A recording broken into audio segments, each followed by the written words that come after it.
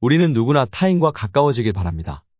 사랑과 친밀감을 나누고 싶은 마음이 있지만 동시에 자신만의 영역과 자유로움을 지키려는 욕구도 있습니다. 이런 인간 본성의 이중성을 19세기 독일 철학자 쇼펜하우어는 고슴도치의 딜레마라는 비유로 설명했습니다. 고슴도치들이 추운 겨울밤을 보내야 한다고 상상해 보십시오. 체온을 유지하기 위해서는 서로 가까이 다가가 몸을 밀착시켜야 합니다. 그러나 고슴도치는 몸에 가시가 많이 나 있는 동물입니다. 가시에 찔리지 않으려면 일정 거리를 유지해야만 합니다. 지나치게 가까워지면 가시에 상처를 입게 되지만 너무 멀어지면 혼자 얼어 죽을 수밖에 없습니다. 이처럼 고슴도치들은 생존을 위해 서로 가까워지면서도 적절한 거리를 유지해야 하는 딜레마에 빠지게 됩니다. 인간관계에서도 이 비유가 그대로 적용됩니다. 우리 모두는 타인과의 사랑과 친밀감을 원하지만 너무 가까워지면 상대방의 영역을 침범하여 오해와 상처를 줄 수 있습니다. 하지만 그렇다고 아예 거리를 두면 외로움과 소외감에 시달리게 됩니다. 우리는 어떻게 해야 이런 내적 갈등을 해결할 수 있을까요?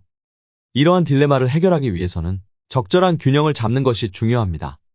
서로를 이해하고 존중하되 상대방의 공간을 지켜주어야 합니다. 예를 들어 친구와 대화할 때 상대방의 이야기에 귀 기울이고 공감해주는 것이 필요합니다. 하지만 동시에 상대방이 자신의 사생활을 그대로 유지하길 원한다면 그 경계를 존중해주는 것도 중요합니다. 때로는 가까워지고 때로는 거리를 두면서 관계의 수위를 조절해 나가야 합니다.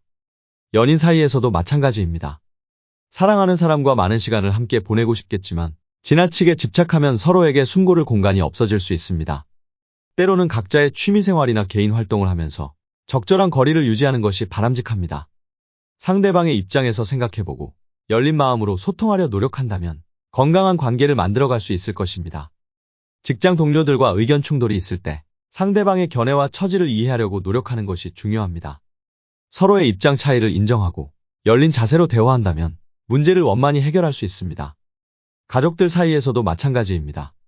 부모와 자녀, 형제 간에도 때로는 갈등이 있기 마련입니다.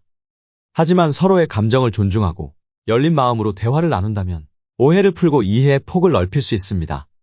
물론 그 과정에서 개인의 영역을 인정하고 적절한 거리를 유지하는 것 또한 소홀히 해서는 안 됩니다. 이처럼 우리는 일상생활 속에서 다양한 관계를 맺고 있습니다.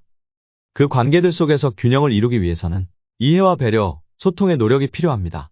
서로를 존중하면서도 때로는 가까워지고 때로는 거리를 두면서 관계를 조율해 나가야 합니다. 이러한 과정을 통해 비로소 우리는 행복하고 건강한 인간관계를 만들어갈 수 있을 것입니다. 최근 현대사회의 개인주의적 경향과 소셜미디어의 발달로 인해 고슴도치의 딜레마는 더욱 두드러지고 있습니다. 우리는 수많은 사람들과 연결되어 있지만 정작 진정한 친밀감은 부족해졌습니다. 이례적이고 피상적인 관계들이 넘쳐나면서 많은 이들이 깊이 있는 유대감을 느끼지 못하고 있는 것입니다. 하지만 이러한 시대일수록 우리는 균형 잡힌 관계의 중요성을 자각해야 합니다. 익명성 뒤에 숨거나 지나치게 개인주의로 흐르지 않도록 주의해야 합니다. 때로는 타인의 마음의 문을 열고 신뢰를 쌓아가는 노력이 필요합니다. 그러면서도 상대방과 적절한 거리를 유지하며 서로의 영역을 존중해 주어야 합니다. 이러한 균형은 자기 자신과의 관계에서도 필수적입니다.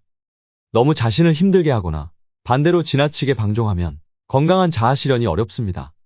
우리는 자신에 대한 이해와 사랑을 갖되 적절한 거리감을 유지함으로써 객관성을 잃지 말아야 합니다. 결국 고슴도치의 딜레마는 인간관계뿐 아니라 자기 자신과의 관계에서도 여전히 유효한 철학적 고찰입니다. 우리가 살아가는 이 세상에서 지속 가능한 인간애를 실천하기 위해서는 때로 가까워지고 때로 거리를 두는 균형과 절제의 자세가 필요합니다. 그래야만 비로소 따뜻하면서도 건강한 관계를 만들어갈 수 있을 것입니다. 오늘의 거인의 가르침은 여기까지입니다. 이 영상이 여러분의 삶에 도움이 되기를 바라며 다음 영상에서 뵙겠습니다.